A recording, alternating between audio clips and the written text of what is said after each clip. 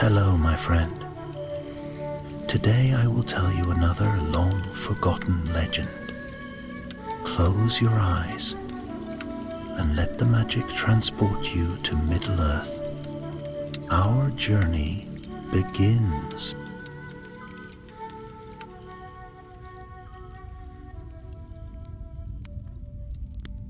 In the northern reaches of Mirkwood, where the forest grew dark and tangled, there prowled a band of orcs. They crept beneath the trees like shadows with teeth, driven by hunger and malice. Among them strode one larger than most, his skin gray and scarred, his yellow eyes glinting with the fire of a cruel life.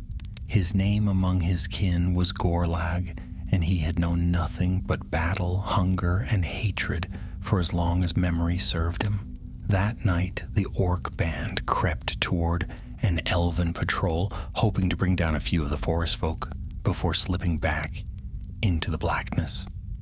The Sylvan elves were wary, their bows strung and their keen eyes ever watchful, yet still the orcs thought to catch them unawares. Gorlag raised his crude blade and snarled orders, for he was no mere foot soldier, but one who had clawed his way to lead others through strength and ruthlessness. The clash was sudden and fierce. Arrows hissed from the trees, piercing orc flesh. Orc voices roared in answer, and iron bit against shining steel. In the storm of battle, Gorlag hewed at an elf with a downward stroke, but even as he struck, he saw his foe's eyes blaze with a light that shook him. In that moment of hesitation, a blade struck his helm, splitting the iron and driving him to his knees. The world went black around him. When Gorlag awoke, he was not as he had been. He lay upon the ground as his kin fled, leaving him for dead, and the battle moved on. In the silence that followed, strange visions came to him. He saw tall trees crowned with starlight, not the choking dark of Mirkwood, but forests of purity and peace. He heard voices singing, not the harsh tongues of orcs, but words filled with music, like clear waters running over stone. And strangest of all, he felt laughter rise in his chest, laughter that was not cruel. He staggered to his feet, clutching at his skull, shaking with a pain he did not understand. Madness, he growled to himself, for orcs did not dream of stars, nor did they laugh without malice. Yet the visions would not leave him. Again and again, as he stumbled through the woods, scraps of memory struck him. A hand holding a bow with grace, a voice calling a name he could not recall, the scent of blossoms in spring. These things had no place in the heart of an orc. When his band found him, days later they mocked him for his wound. Gorlag struck senseless. They jeered, but their laughter died when he spoke strangely, for he asked them what it meant to see light that was not fire. The others spat and muttered that he had gone soft, that he was touched with some elvish poison. His commander, a great Uruk named Maugruk, watched him with hard eyes. "A broken blade is useless," Maugruk growled, "and a broken orc worse." That night Gorlag fled. He could not say why. Perhaps it was fear of Maugruk's wrath, or perhaps it was because the visions burned too brightly for him to deny. He stumbled deeper into Mirkwood, alone, his mind filled with questions he could not answer. For the first time in his life, he felt hunted, not by men or elves, but by his own kin. He knew Maugruk would not forgive desertion, and orcs never left debts unpaid. Yet something stronger than fear drove Gorlag on. It was as if a voice, far distant and almost forgotten, whispered to him through the trees, a voice that was not orcish at all. In the days that followed, Gorlag survived on roots, small game, and the foul water of stagnant pools. The hunger gnawed at him, but still he pressed on. Each night the visions grew clearer. He saw a figure running lightly through green grass, bow in hand, long hair flowing like dark gold in the starlight. He did not know who this was, yet when he looked closer, the face was his own. This thought shook him more deeply than any wound ever had.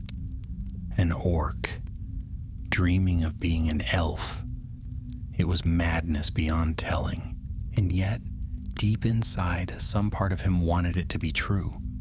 So began the wandering of Gorlag, deserter of orcs, outcast from all, haunted by memories that were not his, or perhaps were his long ago.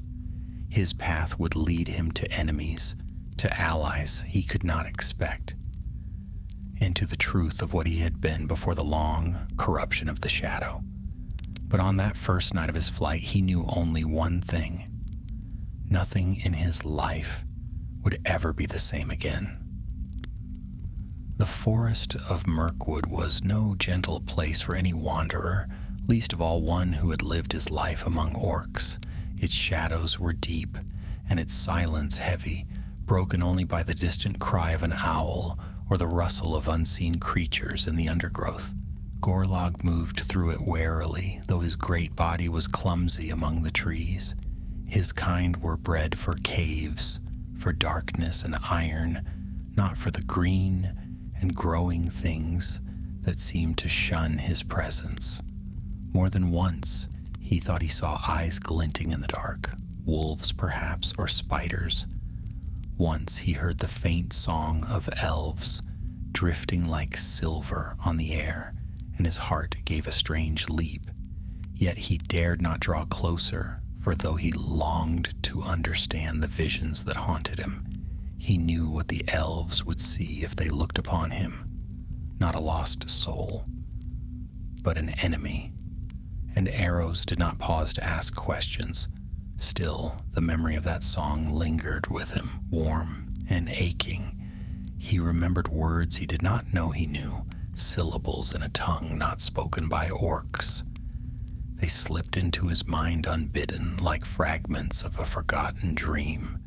He muttered them beneath his breath as he trudged on, though his throat, made harsh by years of snarling, could not shape them as they ought to be. For days he wandered, following no path but the pull of something deep inside him.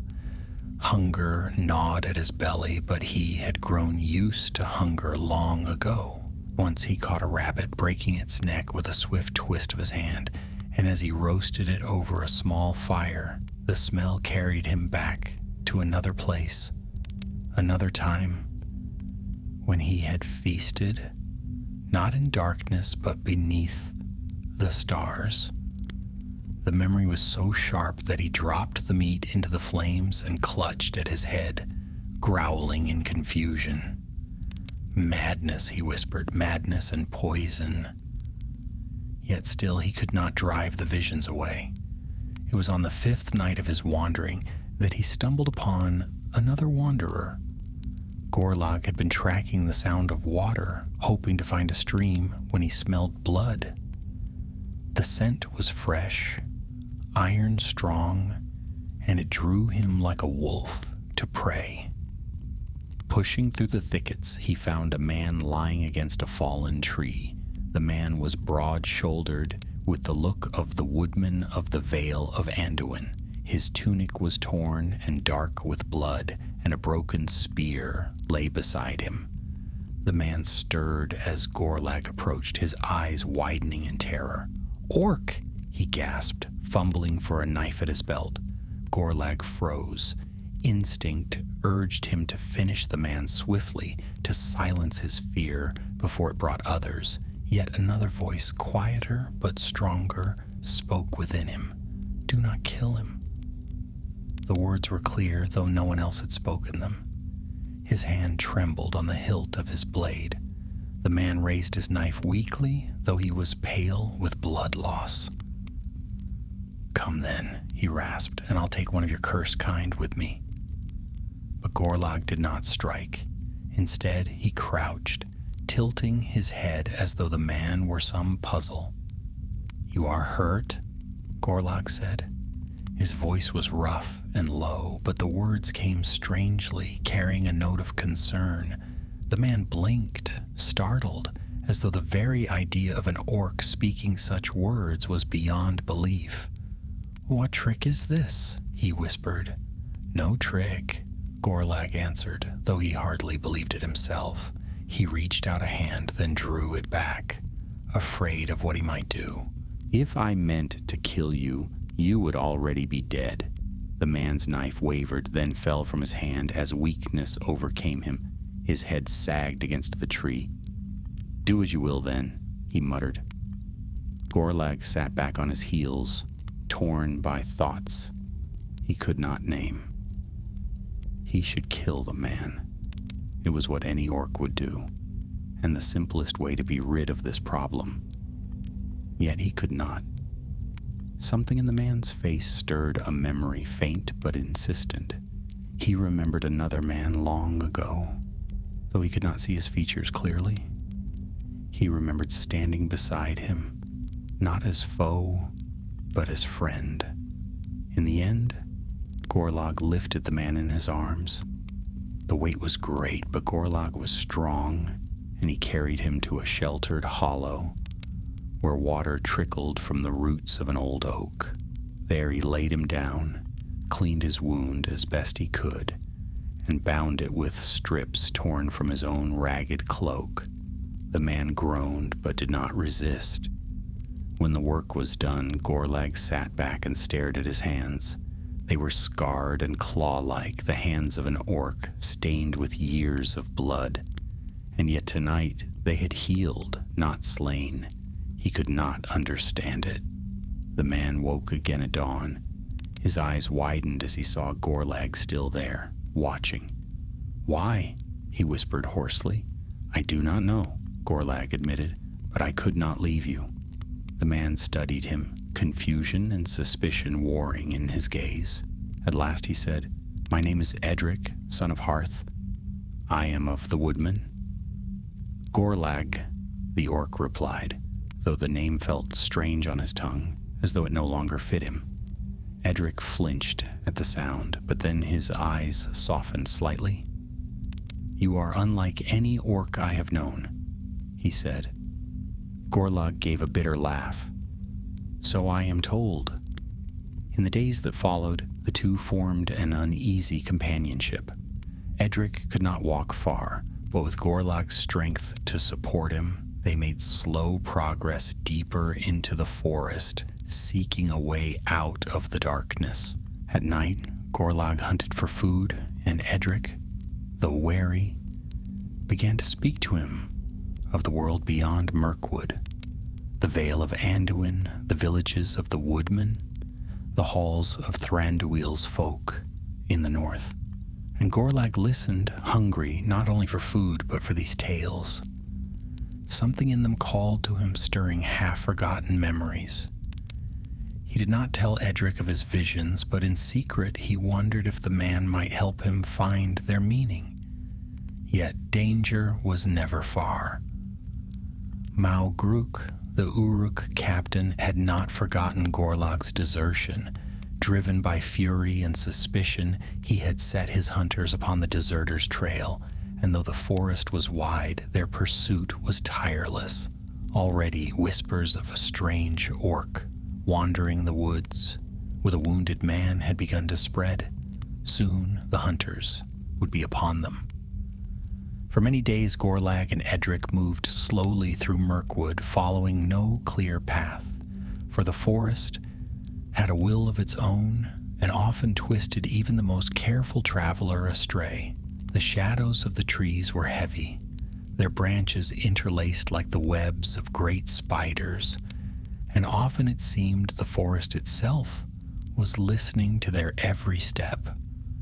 Gorlag, who had never cared for silence, found it oppressive, yet Edric, though weak from his wound, would sometimes whisper, "Better the stillness of trees than the howls of orcs." Each day Gorlag found himself glancing behind, for he knew in his heart that Maugruk would not let him go free. The Uruk was a cruel master, but more than that, he was cunning.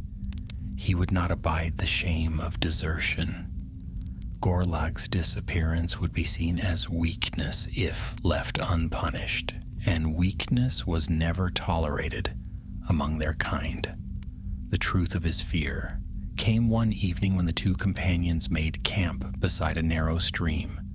Gorlag had caught a fish with his bare hands, and Edric, though still pale, was teaching him how to roast it properly over the fire. Orcs were no cooks. They tore at raw flesh without care, and the smell of roasting fish was almost strange to Gorlag, though pleasant in its way. It was then that Gorlag's ears pricked at a sound beyond the crackle of the fire. He held up a hand sharply, silencing Edric. In the stillness that followed, he heard it again, the faint snap of a branch underfoot, heavy tread, and the hiss of a harsh tongue spoken low. Orc voices. "They found us," Gorlag muttered. His face darkened, and he clenched his fists. Edric tried to rise, but his wound had sapped his strength, and he swayed where he stood. "If they catch me, they won't," Gorlag growled. "Stay here. Hide yourself in the brush." Edric's eyes widened. "And you?" "I'll draw them away." Without waiting for argument, Gorlag sprang into the dark, moving as quietly as his heavy frame allowed. His blood pounded in his ears, and though fear gnawed at him, there was also a strange, fierce joy rising in his chest. The hunter had become the hunted, and now he would turn. The orcs came in a pack of 4, smaller scouts sent ahead of Maugruk's force. They sniffed the air, growling to one another in their coarse speech. "He's close. I can smell him." Gorlag did not give them time to find him. With a snarl, he burst from the shadows, swinging his blade in a wide arc. One fell instantly, his throat torn open. The other shouted in shock, but Gorlag was already upon them, striking with the fury of one who had nothing left to lose. It was over quickly. 3 bodies lay still among the roots, and Gorlag, panting, stood above them with blood running down his arms. He spat into the dirt. "Come for me, will you?" he growled. Yet even as he spoke, the old visions stirred again. The echo of another battle, another forest, where he had fought, not as an orc, but as something else entirely.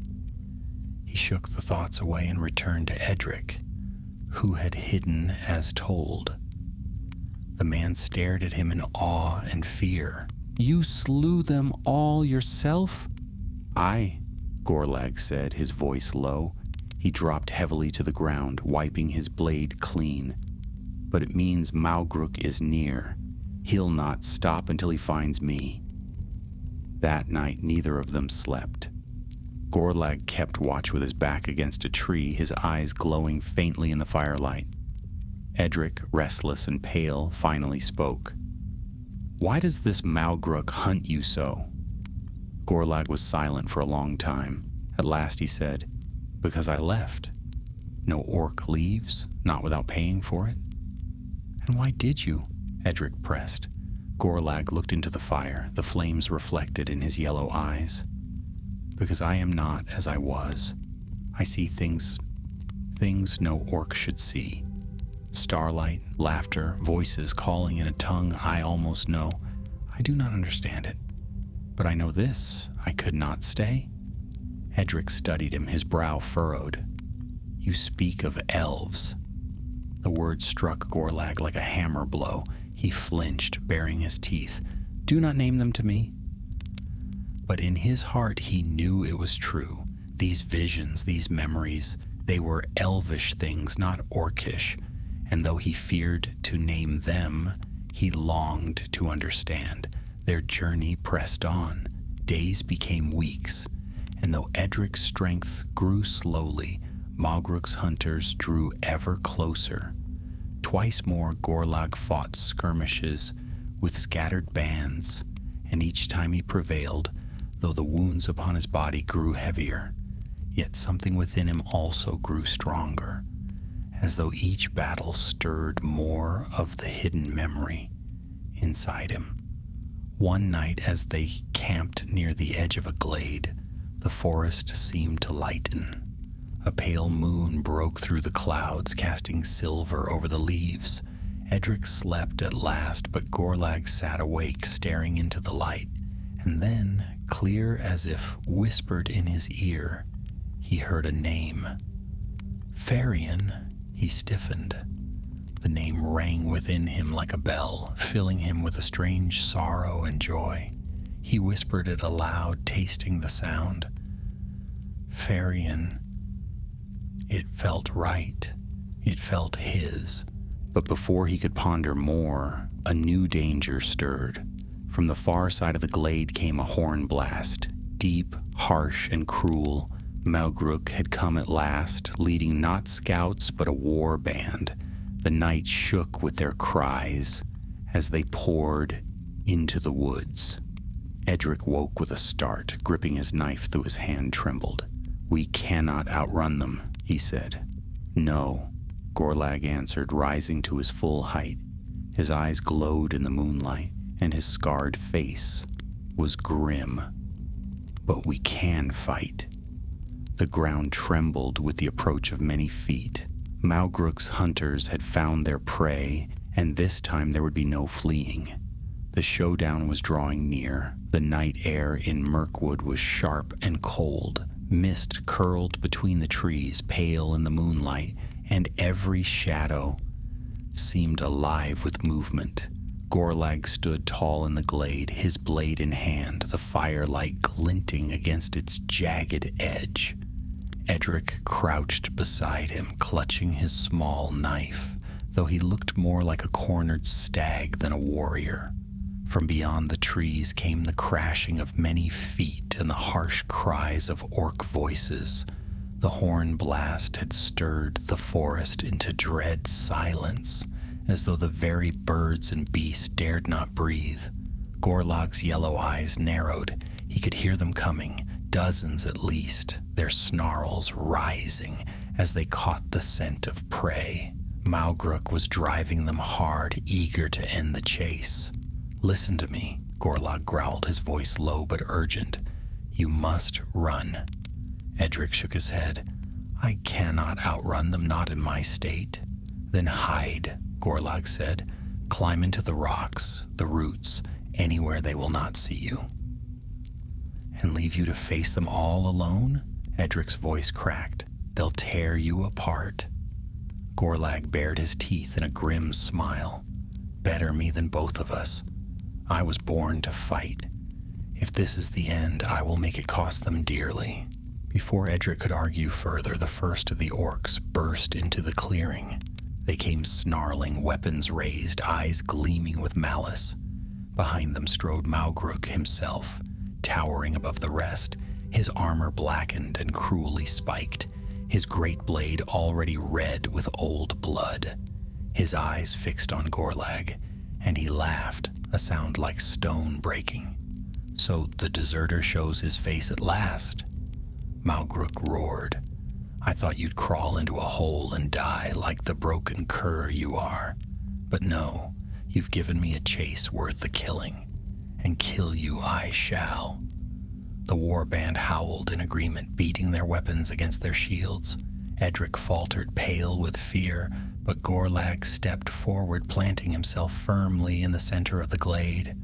"I am no cur, Malgruk," he growled, "and I will not crawl."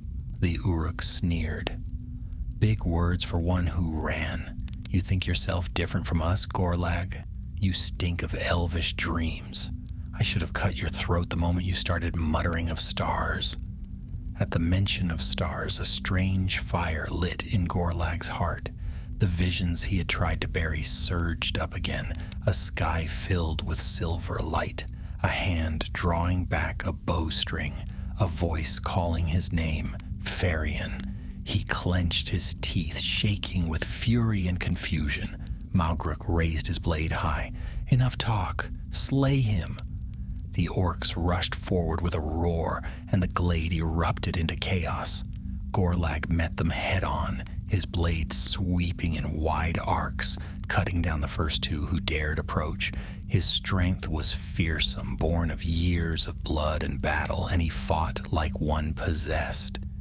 Yet there were many and more poured into the clearing, surrounding him on all sides.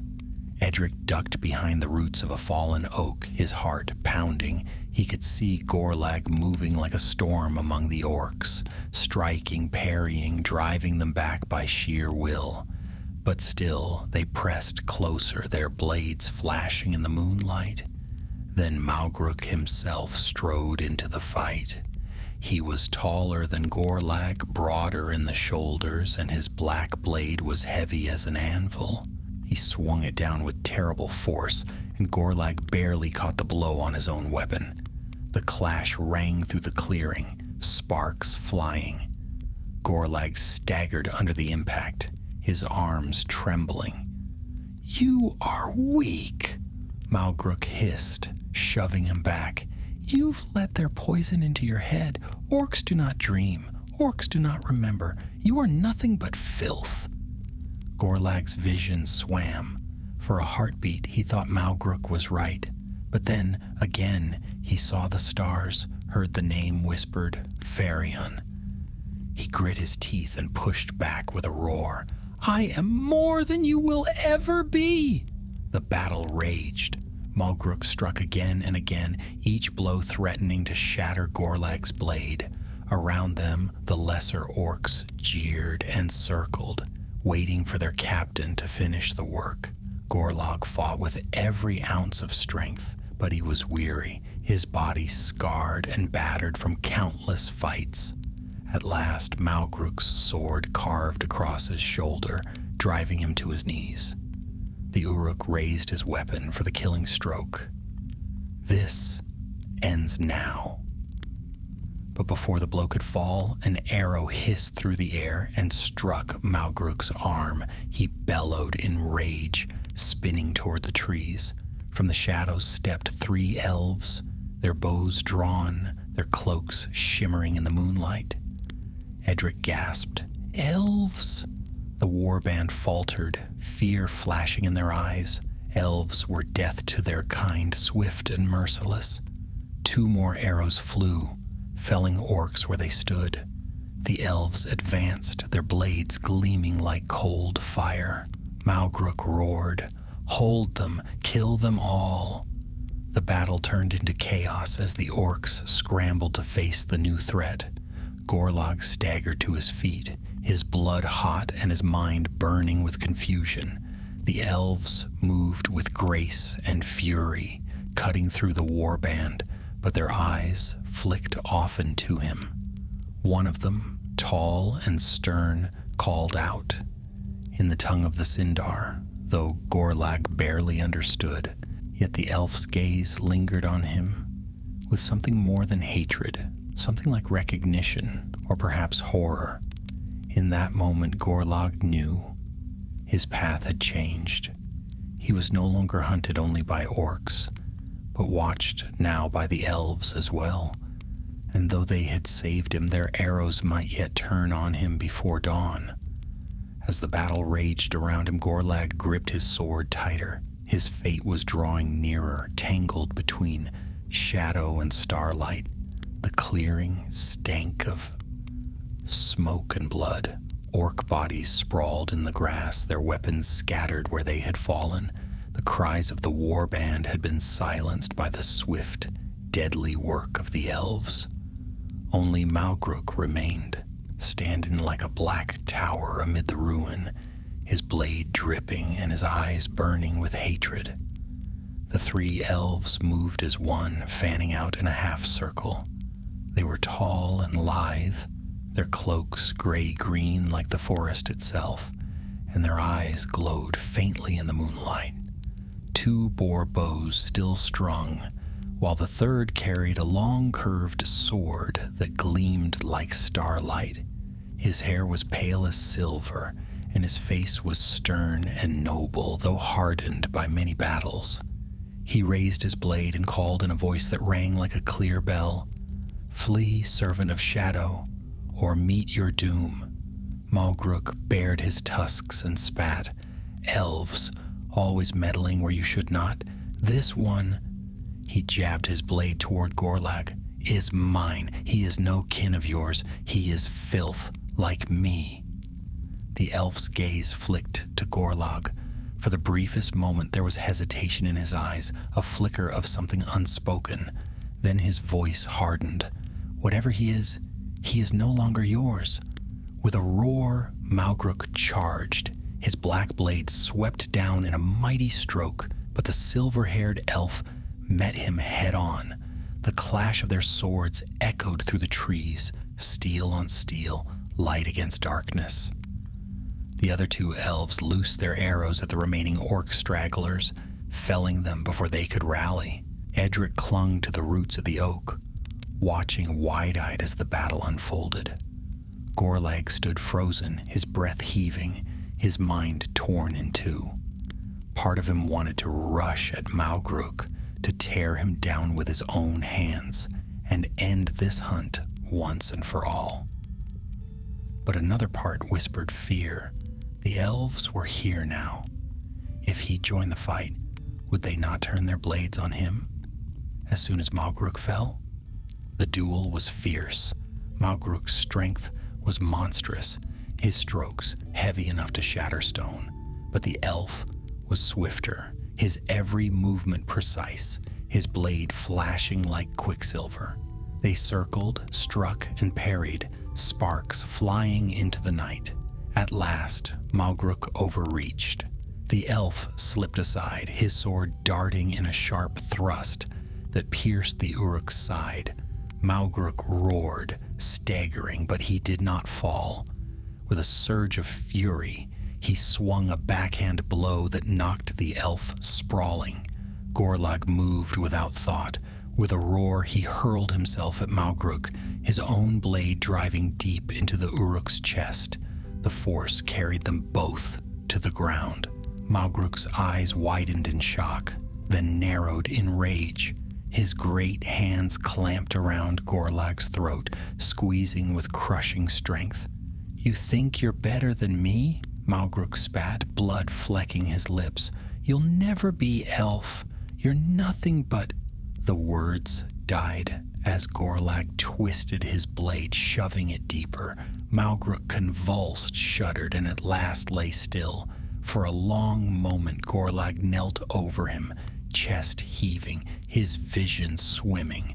Then he staggered to his feet, his blade dripping black blood. His eyes lifted and met those of the elves. The silver-haired one had risen again, pale but unbowed. He held his sword ready, but did not strike. His gaze pierced Gorlag like an arrow. "What are you?" the elf demanded. Gorlag opened his mouth, but no words came. He was still gasping from Malgruk's grip, still reeling from the battle. At last he growled, "I do not know." The elf's eyes narrowed. "You fought against your own kind. You slew that beast as though he were your sworn foe, and yet—" His gaze swept Gorlag's scarred face, his yellow eyes, his twisted form. "You are one of them, an orc." Edric stumbled forward then, his voice hoarse. "He saved me. I was wounded. He could have killed me, but he did not. He has protected me for days. Whatever he is not like the others." The two younger elves exchanged uneasy glances. One muttered, "A trick, some devilry of the enemy." But the silver-haired elf silenced him with a raised hand. His gaze never left Gorlag. "There is more here than I understand. If you are a servant of darkness, you would not have struck down your master. If you are not—" He hesitated. "Then you are something I had thought long lost." Gorlag growled low in his throat. I am no servant of darkness, not anymore. The elf lowered his blade, though wariness still burned in his eyes. Come with us, he said. Thranduil must hear of this. At the name, Gorlag stiffened. Thranduil, the elven king of Mirkwood. He had never seen him, but the name stirred something deep within his chest, a pang of recognition, or perhaps grief. He shook his head. If I go to your king, he will have me slain. Perhaps, the elf admitted, but if you remain, the shadow will hunt you until you fall. You cannot walk this path alone. Gorlag's gaze shifted to Edric, who stood weary but defiant at his side. The man gave a small nod. Go with them, he urged. If they know the truth of what you are, perhaps they can help. The silence stretched. Then Gorlag sheathed his blade with a grunt. Very well, I will go. But if you betray me... His voice rumbled low like thunder. The elf did not flinch. If you are truly what I suspect, you will not need to fear betrayal. My name is Larian, son of Thalion. Remember it. With that, the elves turned, leading the way through the forest. Gorlag followed, Edric at his side, though unease gnawed at him. The battle was won, but the true trial was only beginning. For the elves were no friends to orcs, and whatever lay in Thranduil's halls would test him more than Malgruk's blade ever had. As they vanished into the night, the moon broke free of the clouds and bathed the glade in silver light. Gorlag lifted his head and gazed at it long, the name whispering again in his mind. Farion. Was it his? He did not know, but soon he would learn. The journey northward through Mirkwood was unlike any Gorlag had known. The elves moved swiftly and silently, their feet gliding over roots and undergrowth without a sound. Gorlag, by contrast, lumbered through the forest like a bear. His heavy tread cracked twigs and rustled leaves, and each time he stumbled, one of the younger elves would throw him a glance of disdain. Edric, though weary, pressed on at Gorlag's side. The woodman's steps were slow, but he was determined not to fall behind, for he knew well what awaited if he were left in the darkened woods alone. Larian led them with an air of command. He seldom spoke, but when he did, the others obeyed without question. His sharp eyes never left the path ahead, though sometimes Gorlag felt them flick back, studying him with wary curiosity. For 2 days they traveled without pause, resting only when the stars had wheeled high overhead and dawn began to break. Gorlag kept to himself, his thoughts heavy. Each step toward the elves' stronghold seemed to draw forth new fragments of memory, the sound of harps, the flash of bright banners in starlight, the laughter of voices long gone, and always the name whispered through his mind. Farion. At last, on the evening of the 3rd day, they reached the gates of Thranduil's halls. The forest opened into a glen where the river forest stretched dark and cold, flowing beneath a great stone bridge. Beyond rose a hill of ancient rock, and within its heart lay the hidden stronghold of the Elven King. Torches burned at the gate, though their flames were pale beside the glow of the moon. The guards who stood watch stiffened as they beheld Gorlag. Their hands flew to their weapons, and sharp words spilled from their lips in the elvish tongue. Gorlag caught only a few, but the meaning was clear enough. Orc. Enemy. Slay him. Larian raised a hand. Hold, he commanded. His voice carried authority, and the guards obeyed, though their eyes burned with suspicion. This one comes under my watch. Thranduil will judge his fate. Reluctantly, they lowered their bows, though not without mutters. Gorlag bared his teeth in a growl, but Edric laid a hand on his arm. Peace, the man whispered. do not provoke them.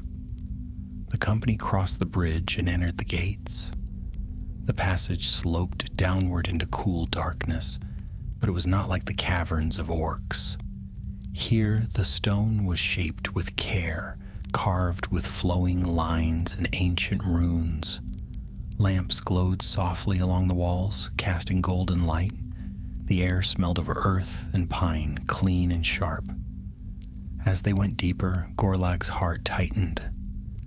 Strange familiarity tugged at him, as though he'd walked these halls once, long ago. Yet the memories were hazy, like half-seen shadows.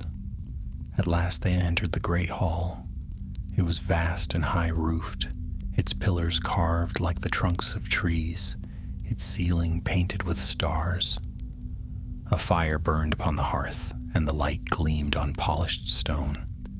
At the far end, upon a carved seat of oak and gold, sat Thranduil, king of the woodland realm. He was tall and proud, his hair like pale sunlight, his eyes keen and cold as winter. He wore a crown of autumn leaves and berries, for he was lord of the forest and its seasons.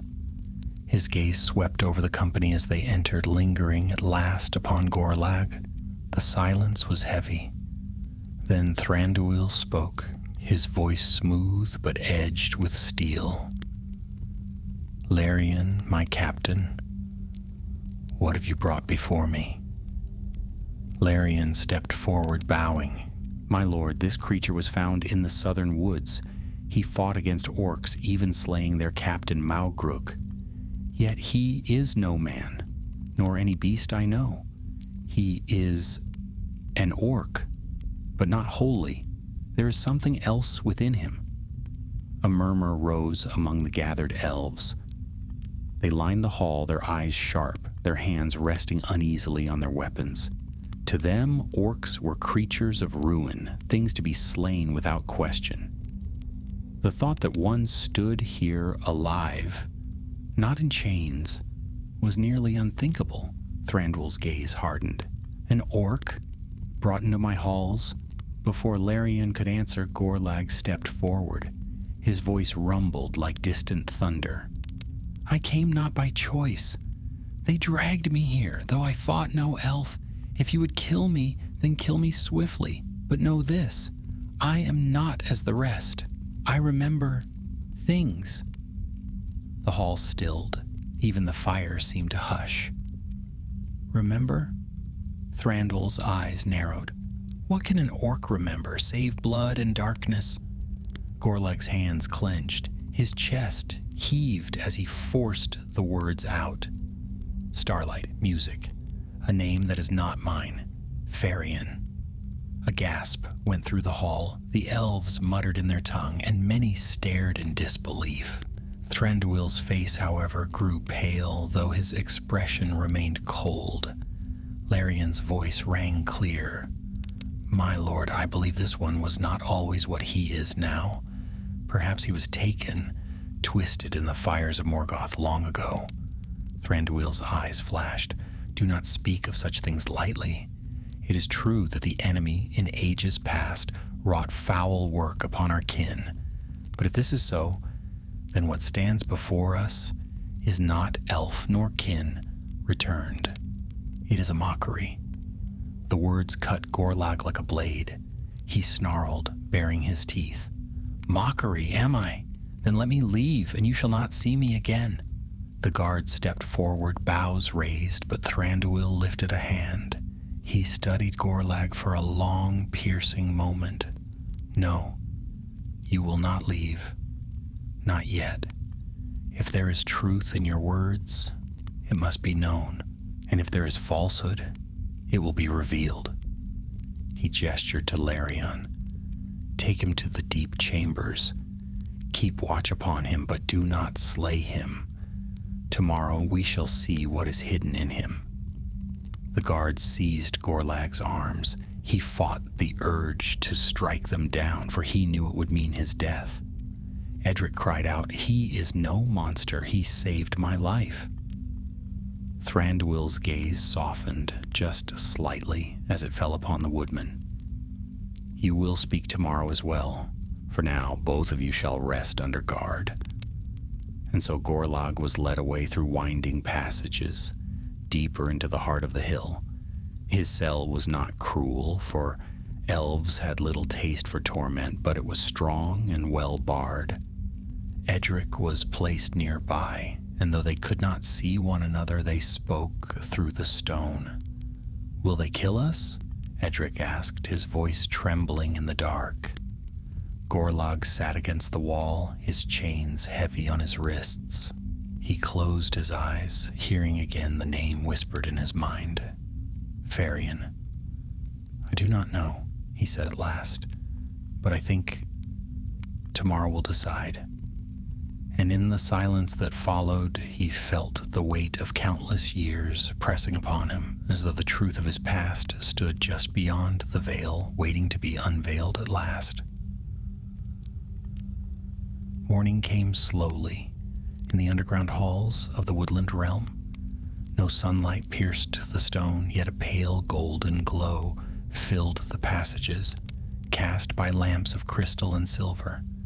To Gorlag, who had known only the smoky torches of Orkholds, the light seemed almost alive, soft but unyielding. He sat in silence against the wall of his chamber, his wrists still bound in chains. All night the name had haunted him, Farion. It came in dreams that were more memory than vision. He saw himself standing beneath stars brighter than any in the Mirkwood sky, a bow in his hand, his laughter ringing with others of his kind. Then the dream would twist, and he would see himself as he was now, scarred, twisted, a mockery of what once had been. He would wake with a growl, torn between shame and longing. At last the door of his chamber opened. 2 guards entered, their faces grim, their bows strung. One spoke sharply in Sindarin, then repeated in the tongue of men so he might understand. "The king calls you." They hauled Gorlag to his feet, though he barely needed their hands. His chains clinked as they led him down the winding corridors, past pillars carved like trees and walls set with faint runes. Edric was brought to, limping between 2 guards, his face pale but determined.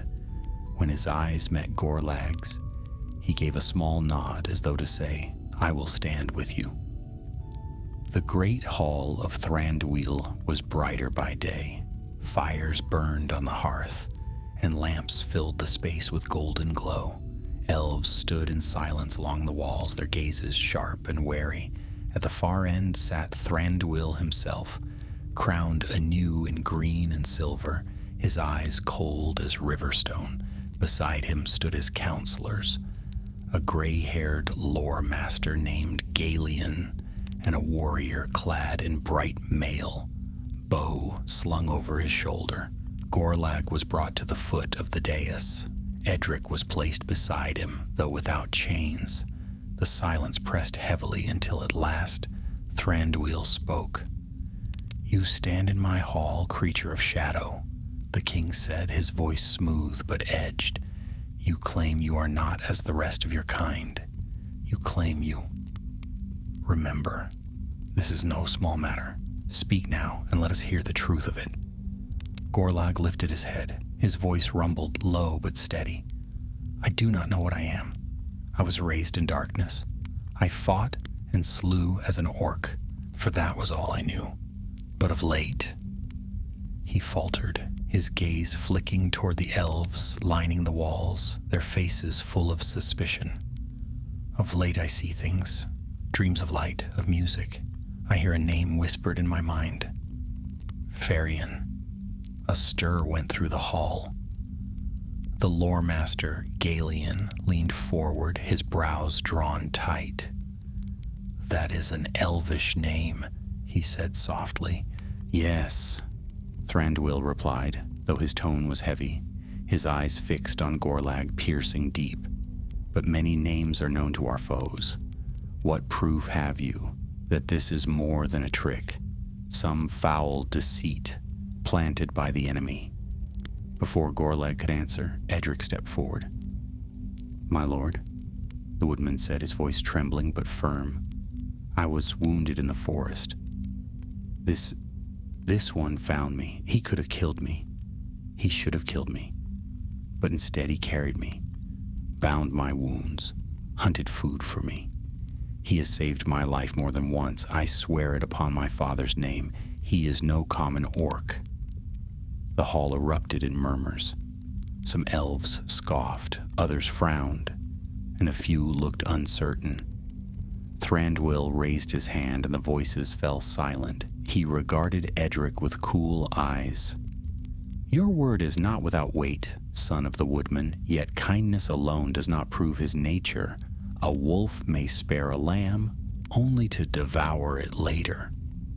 Galen, the lore master, stepped forward, his staff clicking softly against the stone. His eyes were old and searching. "If I may, my lord, there is a way to test what he speaks." Thranduil inclined his head. "Speak."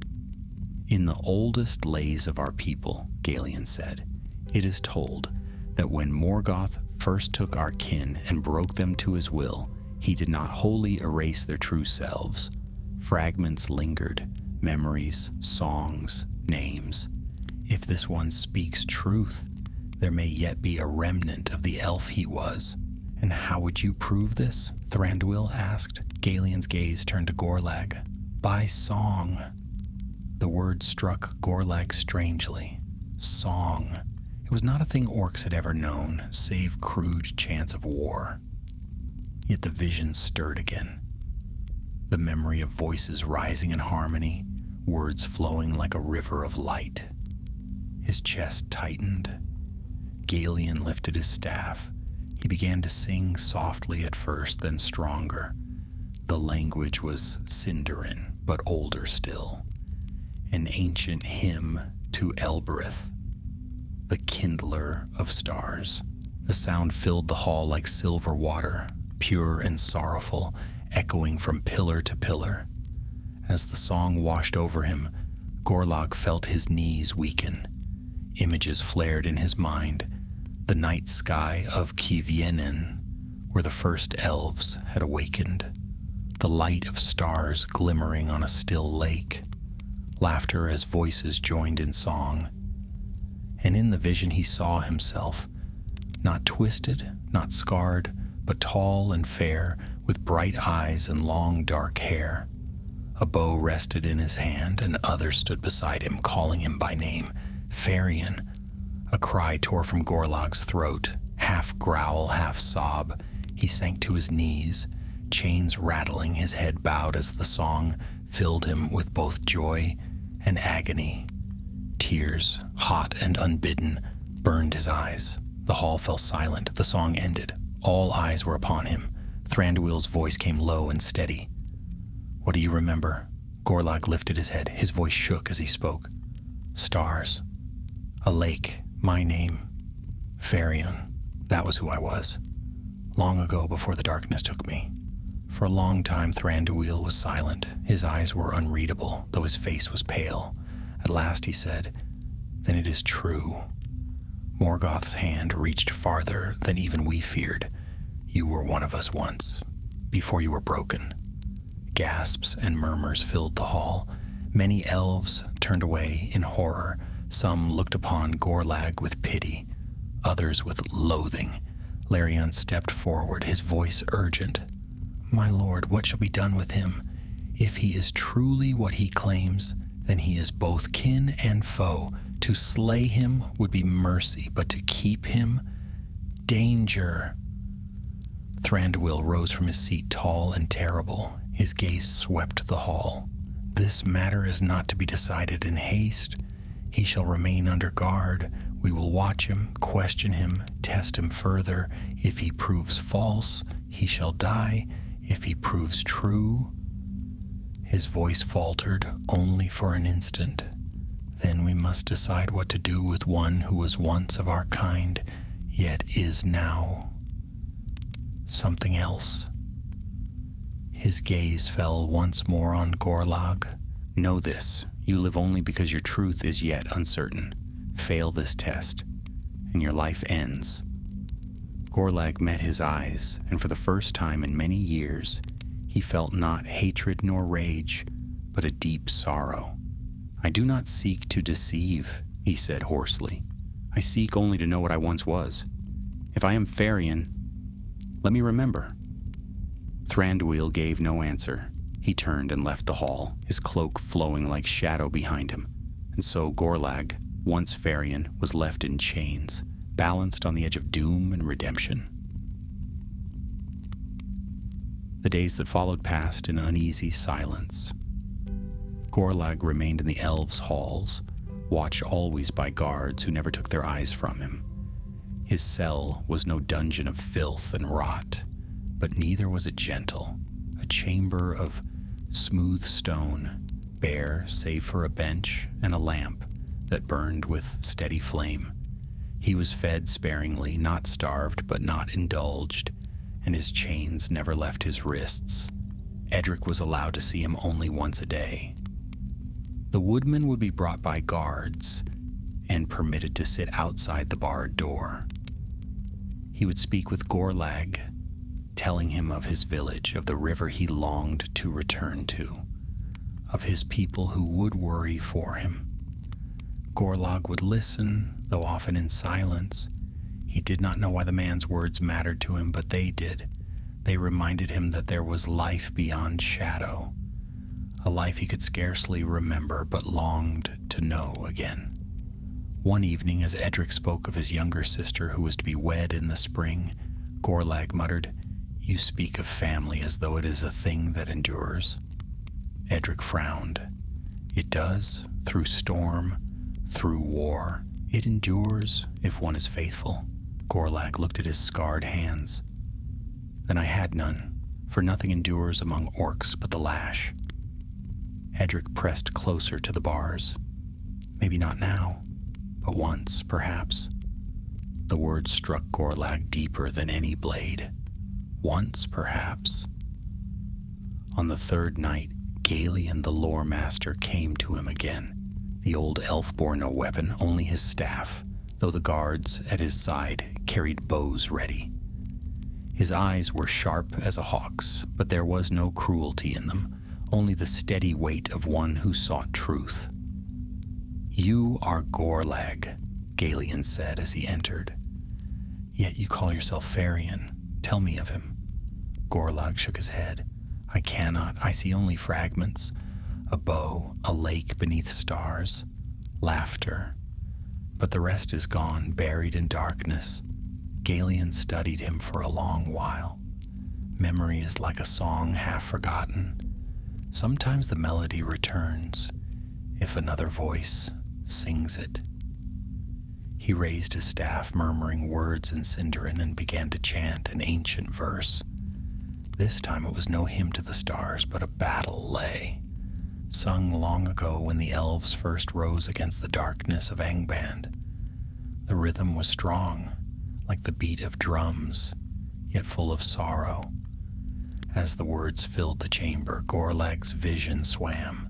He saw himself again, clearer this time, a bow in his hand, arrows singing through the air. Orcs falling before him, not as kin but as foes, his own voice crying out commands, not in orcish snarls, but in elvish words, fair and strong. He saw a banner snapping in the wind, green and silver, and voices shouting his name, Farian. The vision broke. Gorlag fell forward on his knees, his chest heaving, his chains clattered on the stone. "Yes," he gasped, "that was me. I fought for the light once, then all was taken." Galion's eyes softened with pity, though sorrow shadowed them. "It is as I feared. You are one of the first that Morgoth seized, broken, and twisted into his slaves. You were not born orc. You were made so." The words struck Gorlag like hammer blows. He had suspected, but to hear it spoken aloud by one who knew was a wound and a balm at once. Rage boiled in him, rage at what had been stolen, but beneath it stirred something else. hope. Can it be undone? He demanded. Can I be as I was? Galion's shoulders sagged. That I do not know. The marring of Morgoth is deep, and none among the wise have ever reversed it. Yet that you remember it all is a wonder. The guards shifted uneasily. One muttered, He is still an orc. He should not be allowed to live. Galion silenced him with a glance. He is more than orc. He is proof of what was done to us. His fate is not for you or me to decide. When the lore master left, Gorlag remained upon the floor long after, his thoughts in turmoil. Part of him longed to weep, to howl his grief for the elf he had been. But no tears came, only the steady ache of loss. The next day Larian visited him. The captain's stern face was as hard as stone, but his eyes were conflicted. You fought well against Malgruk, Larian said. That much I cannot deny. And now you claim you were once Varian, a warrior of our kind. Yet I have known only orcs as murderers. Why should I trust you? Gorlag met his gaze. You should not. Trust must be earned. Let me fight again. Let me prove myself against those who still serve the shadow. Larian's eyes narrowed. And if that is only a trick to win your freedom, then kill me where I stand, Gorlag growled. Better that than rot in chains while your enemies spread through the forest. Larian studied him for a long time. Then without a word, he turned and left. That night, Gorlag dreamed once more. This time the dream was clearer. He stood upon a hill at dawn, the sun rising over a wide plain. Around him were others, elves clad in bright mail, their faces proud. A woman stood among them, fair and strong, her hair dark as a raven's wing. She smiled at him, her hand brushing his. He felt warmth, love, belonging. But then the dream twisted. Fire fell from the sky. Screams filled the air. The woman's face turned to terror as black hands seized him, dragging him down into the dark. His voice cried out, but no sound came. He woke with a roar, his chest burning. The guards sprang to their feet, bows drawn. But Gorlag only sank back, trembling. Her name, he whispered hoarsely. What was her name? No answer came. On the fourth day, he was brought once more before Thranduil. The hall was silent as the king regarded him. You have been tested, Thranduil said, his voice like cold water. And it seems truth lies in you, though foully buried. Yet truth alone does not decide your fate. You are no longer wholly elf nor wholly orc. What place can such a one have in this world? Gorlag raised a head. His voice was steady now, no longer the growl of an orc, but something deeper, more resolute. If I cannot be what I was, then let me be what I may. Let me fight the shadow. That is all I ask.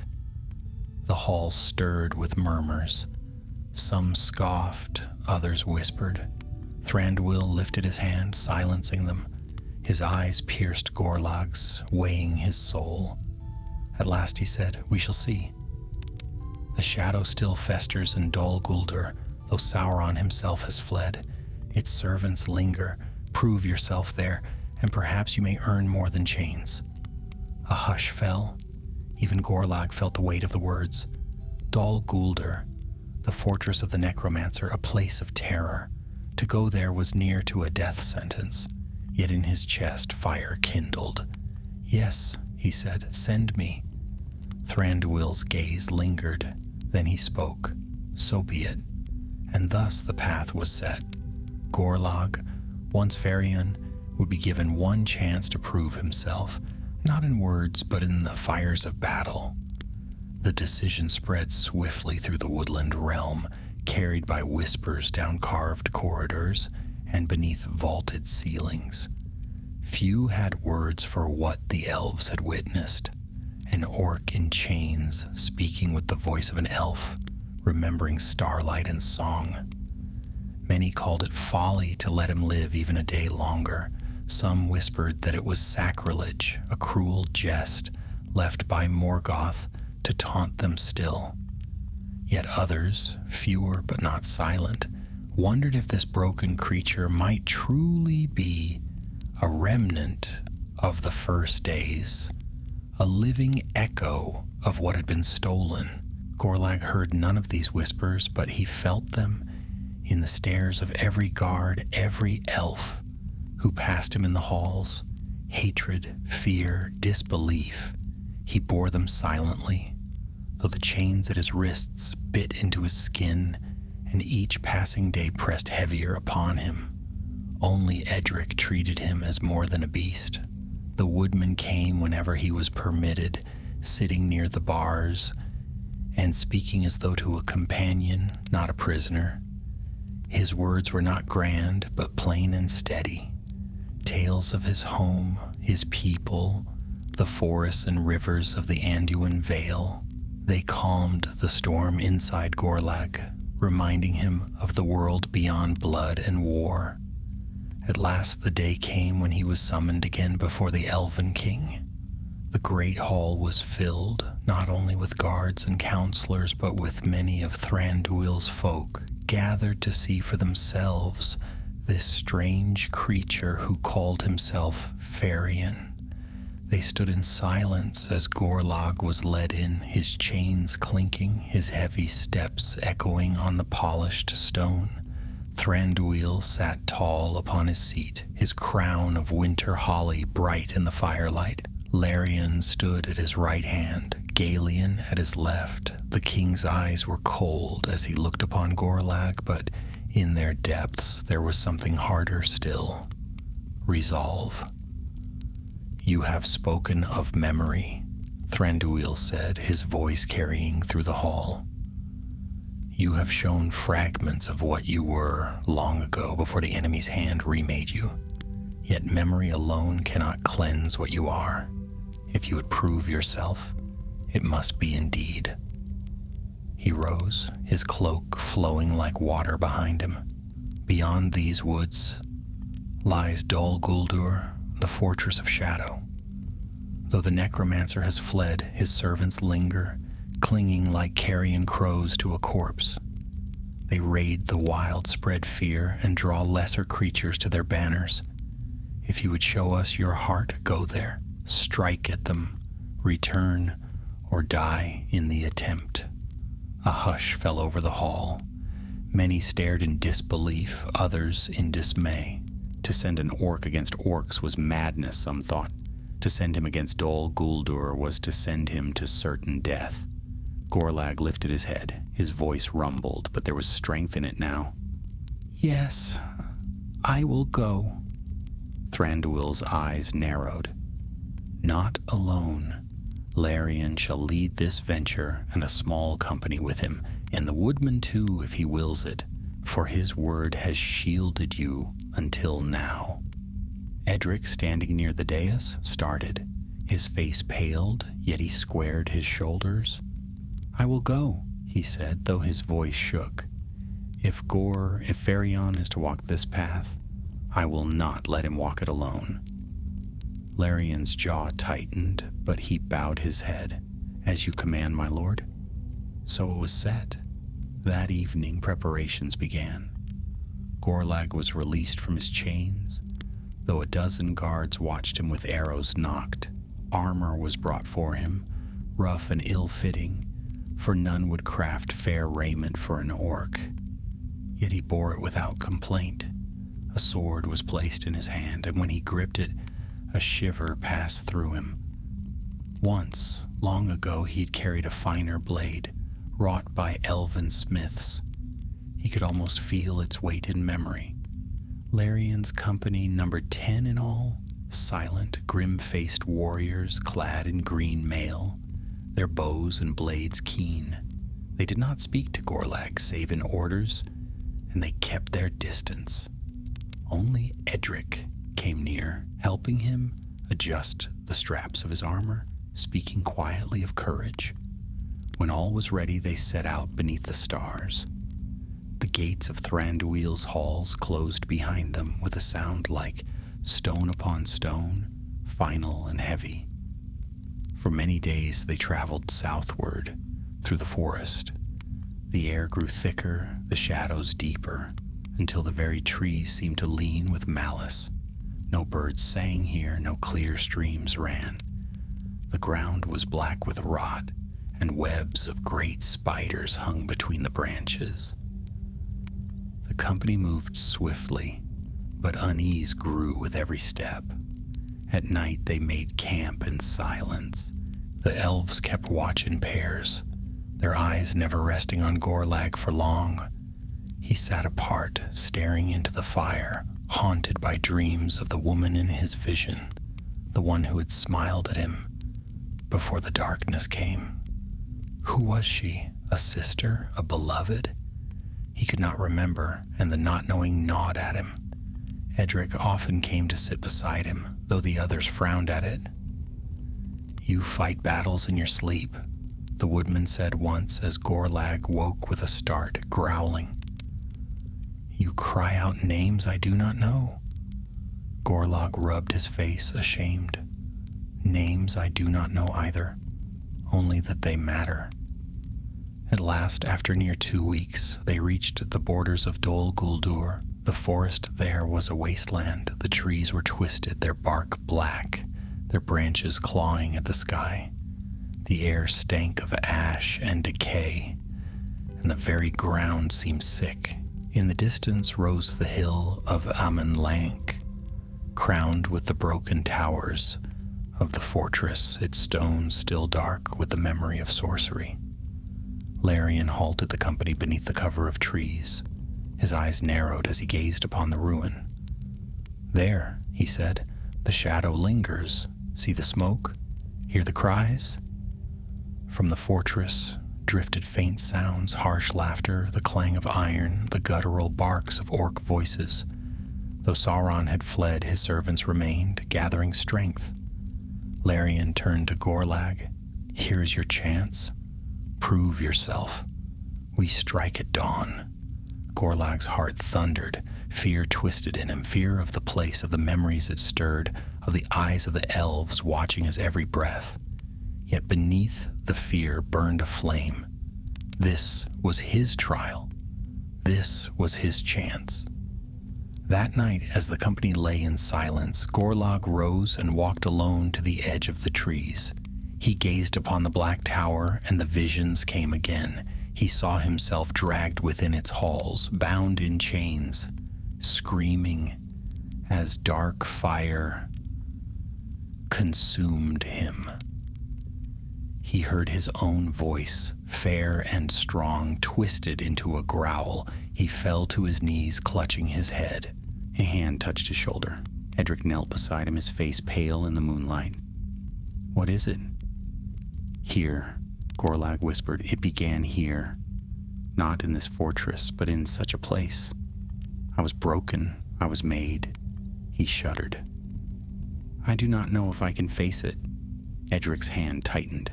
"Then you must. If you turn back now, you'll never know. And His voice caught.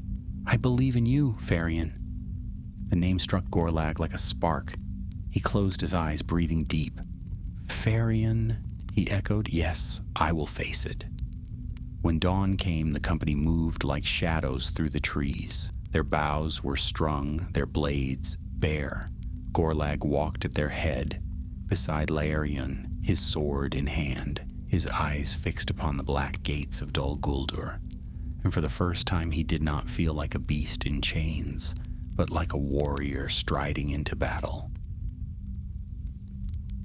The dawn that broke over Dol Guldur was pale and sickly. No bright light touched the ruined towers. Instead, a dim haze clung to the hill, as though the shadow of its master still lingered in the very stones. The air reeked of smoke and filth. Far above, carrion crows wheeled and cried, awaiting their feast. Larian and his company crouched at the tree line, their cloaks blending into the gloom. Gorlag knelt among them, his broad shoulders hunched, his sword gripped tight in his scarred hands. His yellow eyes glowed faintly in the half-light, yet his heart beat not with orcish bloodlust, but with something sharper, resolve. Larian spoke in a low voice. "We strike swiftly. Silence is our ally until it no longer can be. The outer guard must fall before they raise the alarm. Once inside, we cut down their leaders and scatter the rest." His gaze fell on Gorlag, cold but steady. "You know their ways. Speak now, if you have counsel." Gorlag studied the fortress. His memory stirred, not as dream, but as knowledge etched into his very bones. They will keep watchers at the north gate, though they sleep on their feet. The south side is weaker, the walls are crumbled there, but beware the kennels. They keep wargs penned, hungry and restless. If they are loosed, we will be surrounded. The elves glanced at one another uneasily, surprised by the certainty in his voice. Larian's jaw tightened. "Very well, we go by the south. If you speak false—" "I do not," Gorlag growled. So it was decided. They moved like shadows across the blackened ground, slipping from tree to tree. The fortress loomed above, its broken stones jagged as teeth. The south wall, just as Gorlag had said, was crumbled, with wide gaps between the fallen rocks. A single watchman slouched above, nodding at his post, unaware of the danger creeping below. With silent swiftness, the elves scaled the ruin. An arrow hissed, striking the guard through the throat before he could cry out. His body tumbled soundlessly into the dark. One by one, the company slipped inside. Gorlag went last, his heavy frame making less noise than any would have thought possible. For once, the skills of his cursed kind served a higher purpose. Within the walls, the stench was stronger. Sweat, blood, rancid meat. The courtyard was littered with refuse, bones picked clean, and crude tents of hide and canvas. A few orcs stirred near the fire pits, grumbling, not yet aware of their doom. Larian raised his hand. The elves drew bows. Arrows flew, swift and silent, striking each orc where he lay. None lived to shout. Edric, pale but steady, clutched his knife, staying close to Gorlag's side.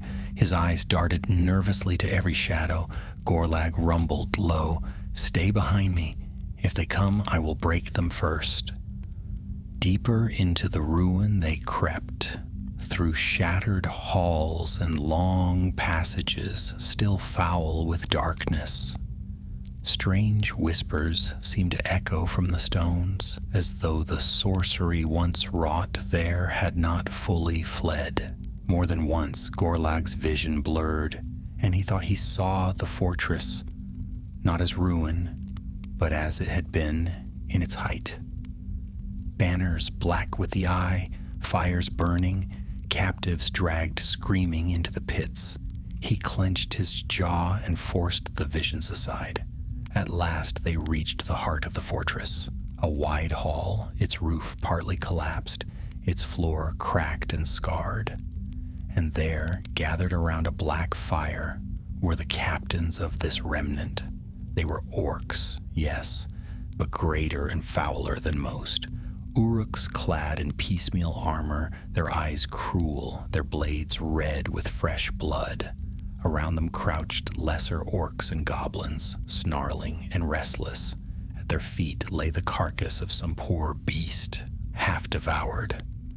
Larian raised his hand to signal silence, but before the company could loose their arrows, a deep voice boomed from the fire. "I smell you." The Uruk captain rose to his feet, towering and broad, his face marked with old scars. His nostrils flared, his eyes swept the shadows until they fell upon Gorlag. A slow, cruel grin split his face.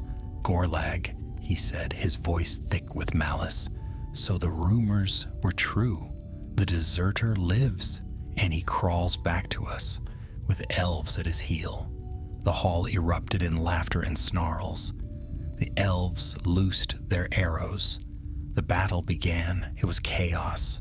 The first volley struck true, felling several orcs where they stood, but the rest surged forward with roars of rage.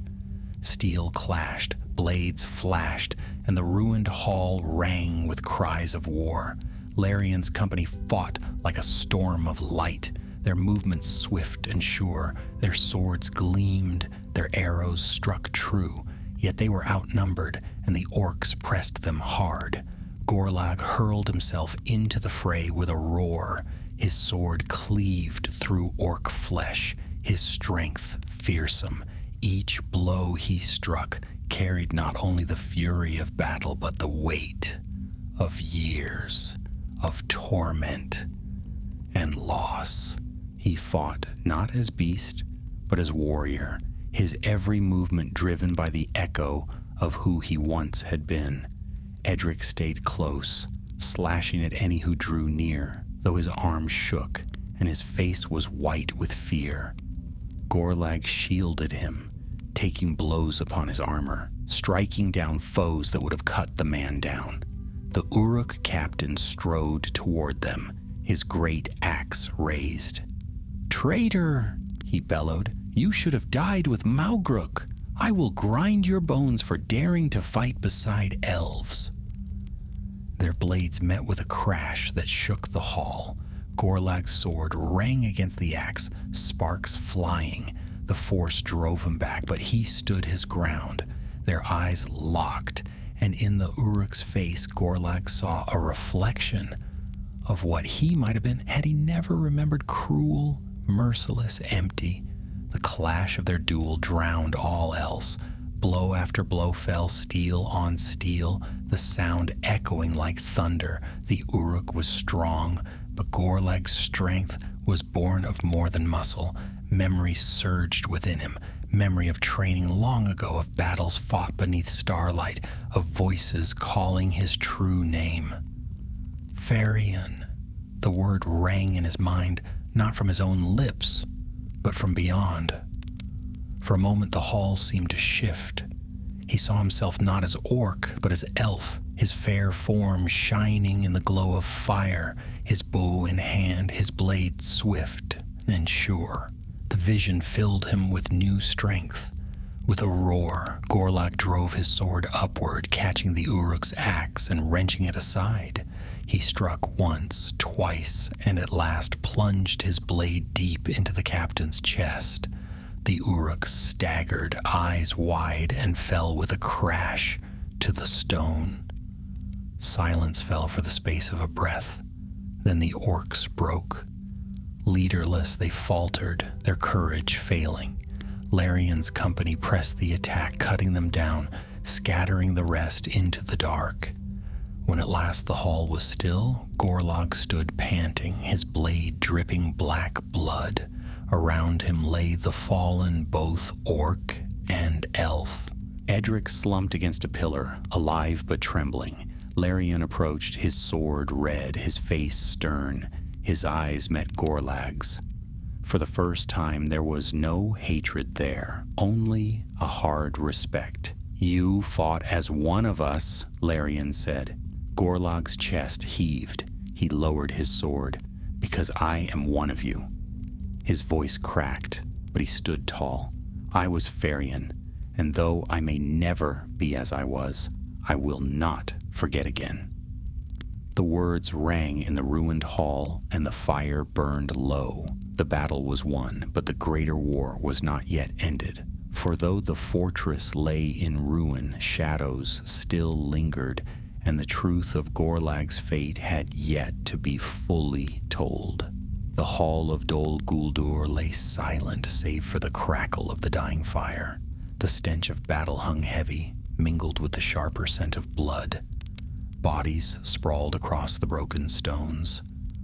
Orcs and goblins, their cruel laughter stilled forever. Among them lay 2 elves, fallen with blades in hand, their faces serene even in death. Larion stood at the center, his sword dripping, his eyes sweeping the ruin. His company gathered, weary but alive. Edric leaned against a cracked pillar, clutching his arm where a shallow cut bled, but he managed a faint smile at Gorlag, and Gorlag himself, Farion, stood with his sword still clenched in his scarred hands. His breath came harsh, his chest heaved, and blood from his foes streaked his armor. Yet his eyes were not the burning yellow of an orc in bloodlust, but the clear, fierce gaze of a warrior who knew what he had done. The vision of the battle still burned in his mind, the moment when his name, his true name, had rung within him like a bell.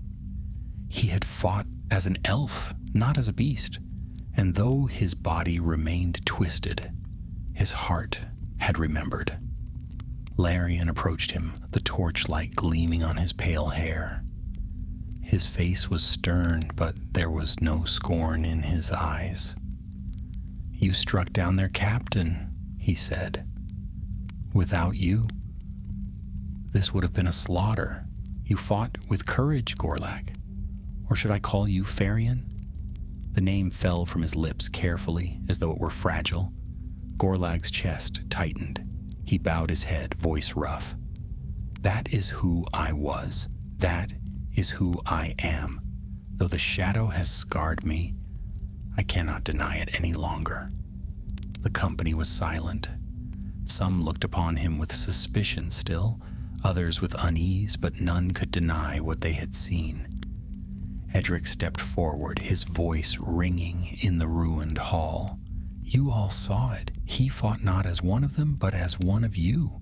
He saved my life more than once, and now he has saved all of us. Whatever he was, he is not an orc in heart." Larian studied Gorlag a moment longer, then he nodded. "We return to Thranduil. The king must hear this." The journey back through Mirkwood was slower, for the company bore the bodies of their fallen. They carried them with reverence, wrapped in cloaks of green, singing low laments as they walked. The songs stirred old sorrow in Gorlag's heart. He remembered such songs, sung long ago for others who had fallen, though the faces were lost to him. He carried no body, but he bore his own burden, the weight of memory, the name that burned within him, the knowledge that he was both elf and orc, bound together in one broken form. The others spoke little to him, yet their eyes had changed. Suspicion remained, but mingled now with something else, a wary respect. Edric stayed at his side always. At night, when campfires flickered beneath the dark boughs, the woodman would murmur, "You are finding yourself again, Farion. I can see it." "Finding," Gorlag muttered, "but not whole. Never whole." Edric shook his head firmly. "Wholeness is not given. It is made, piece by piece, by what we choose." The words lingered long after the fire died. At last they returned to the woodland realm. The gates opened, and the company entered, weary and battle-worn. Word spread swiftly. Dol Guldur's remnant scattered, their captain slain. Yet all eyes turned most upon Gorlag, who strode among the elves, with his head high, neither bowed nor cowering. In the great hall, Thranduil sat upon his seat, his crown now of bare winter branches, for the season had turned. His eyes were cold as ever, yet sharp with curiosity as he looked upon Gorlag. Larian knelt before him, bowing his head. "My lord, the mission is done. Dol Guldur is broken, its captain slain. This one fought at our side and slew their leader with his own hand." The hall stirred with murmurs.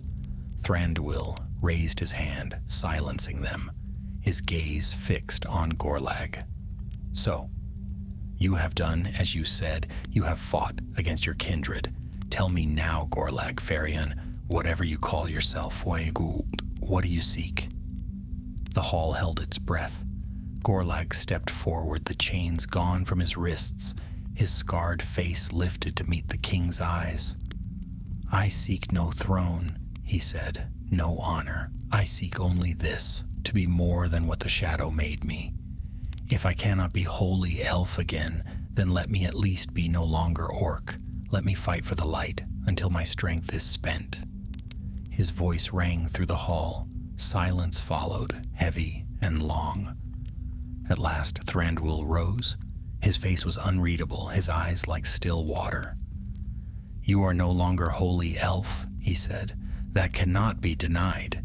The shadow's mark will not leave you in this life, but you are no longer wholly orc either. That too is plain." He paused, the hall waiting. "Then let your deeds speak for you," Thranduil declared. "You shall not walk freely among us, for fear remains strong. But neither shall you be slain.